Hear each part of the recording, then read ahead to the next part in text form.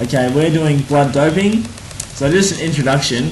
Blood doping is one method of enhancing the oxygen transfer that artificially increases an individual's hemoglobin concentration above normally occurring levels. As the more red blood cells transfused, the more hemoglobin the individual will have.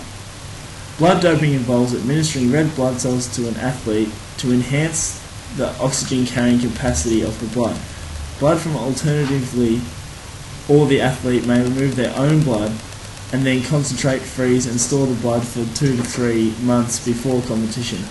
In this time, the body compensates by reproducing and replacing the blood that was previously extracted from the body, so that when the red blood cells have been taken are replaced, the blood is transfused back into the bloodstream, so there is an increase in red blood cells and therefore an increase in hemoglobin, meaning an increase in oxygen carrying capacity.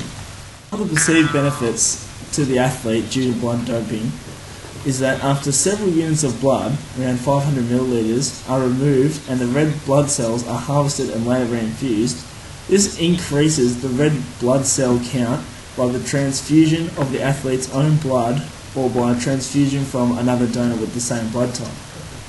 Blood doping boosts the oxygen carrying capacity of the blood, enhancing delivery of oxygen to the working muscles, and improves VO2 max and endurance capacity.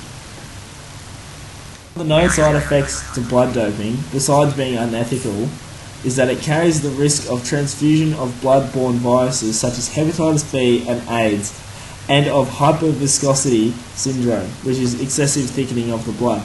This can lead to blood clotting and heart failure and death. By having an increase in red blood cell count, this exceeds the limits that are set by WADA, which is the World Anti-Doping Agency, making it illegal. The type of athletes in sports using this type of drug. The types of athletes that are using this type of ergogenic blood doping are endurance athletes. The sports in which this has been a real issue is cycling, but also has been used in distance running and cross-country skis. Because of the nature of the sports to need to be able to have increased ability to transport oxygen to the working muscles. Other potential legal ergogenic aids that could be used instead of this illegal practice. One legal aid that could be used instead of blood doping could be as simple as aerobic training, due to the benefits and chronic adaptations that naturally occur, such as increase in blood volume and increase in the amount of hemoglobin in the blood. Other potential legal aids could include holistic blood doping, where an athlete sleeps in a high altitude bed, an invention that stimulates sleep up to the height of 18,000 feet. This process is both legal and safe and can increase hemoglobin concentration up to 23%.